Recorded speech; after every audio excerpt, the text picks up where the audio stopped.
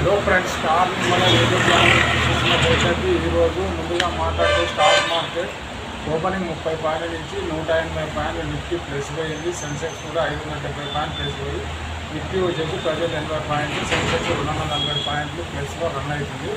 ఈరోజు బాగా వాల్యూమ్ జరిగే షేర్లలో ఒకసారి మాట్లాడుకున్నాం. అందులో ఉన్న షేర్లు 500 అంటే నిఫ్టీ 500 ఉన్న బెస్ట్ కంపెనీ బాగా ట్రేడింగ్ జరిగే దాంట్లో కొచ్చిన్ షిప్యార్డ్ ఒకటి 13% జరిగింది ఈరోజు. ఇకపోతే హెచ్డిఎల్ ఎనర్జీ 8% జరిగింది. వారి ఇంజనీరింగ్ అది 6%. ఇకపోతే హెచ్డిఎఫ్సి ఫైనాన్స్ ఇది 106 దాదాపు 6% పెరిగింది. ఆదిత్య బిర్లా క్యాపిటల్ కివేని ట్యూబ్ 85 వచ్చి 6% పెరిగింది. కివేని ట్యూబ్ 5% పెరిగింది. హెచ్ఈజీ లిమిటెడ్ ఇది 4% పెరిగింది. అంటే అకుల్స్ డ్రగ్స్ ఇది ప్రజెంట్ ఇప్పుడు 2% ప్లస్లోకి వస్తుంది. ఈరోజు బాగా పెరిగిన స్టాక్లో ఇవి ఉన్నాయి. దీన్ని ఎవరైనా ట్రేడ్ చేసుకునే వాళ్ళు ఉంటే ముందు ఆ షేర్లలో వాల్యూమ్ జరిగే షేర్లో బాగుంది కాబట్టి ఇవి ముందు సెలెక్ట్ చేసుకున్న కంపెనీలో మేము చూసిన దాంట్లో ఇవి ఉన్నాయి. ఇందులో ట్రేడ్ చేసుకుంటే గట్టిగా స్టాప్ లెస్ అంటే స్టాప్ లెస్ లేకుండా ట్రేడింగ్ చేయరాదు.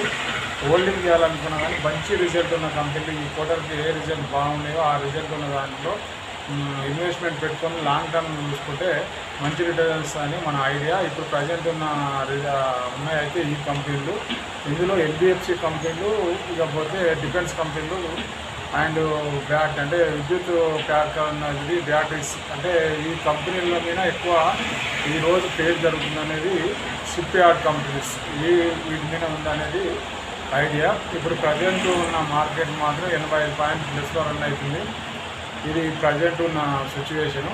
ఇక మార్కెట్లో మాట్లాడుకున్నట్టే ఇన్వెస్ట్మెంట్ పెట్టి అట్లా వదిలేసుకోవాలకి మొన్న 2020లో పెట్టుకున్న వాళ్ళకి కాకుండా మొన్న రీసెంట్గా 20% దాదాపు 15% పెట్టిన నిఫ్టీ 22,000 వచ్చిన నిఫ్టీ మళ్ళీ 24,290 నిన్న గట్టి సెల్ వచ్చింది. 300 పాయింట్లు. మొన్న 950 పాయింట్లు ప్లేస్ అయినప్పుడు విపరీతంగా కొంతమంది షార్ట్ కావడం వల్ల పెరిగింది అనేది షార్ట్ కవరింగ్లో నిన్న మళ్ళీ సెల్ అయింది. ఇప్పుడు ప్రజెంట్ 80 పాయింట్ 70 పాయింట్ల ప్లేస్లో రన్ అవుతుంది. మార్కెట్ ఇప్పుడు ఒడిదుడుకులో ఉంది కాబట్టి మార్కెట్లో ఎవరైనా ట్రేడింగ్ చేసే వాళ్ళు stop less compulsory. Long term మాత్రం దోకలేదు. ఇన్వెస్ట్మెంట్ పెట్టి ఒక 5 years బ్యాంకులో అయితే ఎట్లా డిపాజిట్ చేసి వదిలేసి ఒక 5 years ఉండగలుగుతా అనుకున్న వాళ్ళకి మాత్రం కంపల్సరీగా మంచి సెలెక్ట్ ఉంది. మంచి స్టాక్ని సెలెక్ట్ చేసుకొని కొనుక్కున్న వాళ్ళకి మళ్ళీ నిఫ్టీ 5 అలిగే ఛాన్సెస్ కానొస్తున్నాయి. 25,000 తగ్గిందంటే నిన్న 25,000 కానీ క్రాస్ అయింటే ఆటోమేటిక్గా మళ్ళీ 26,200 అయ్యింది.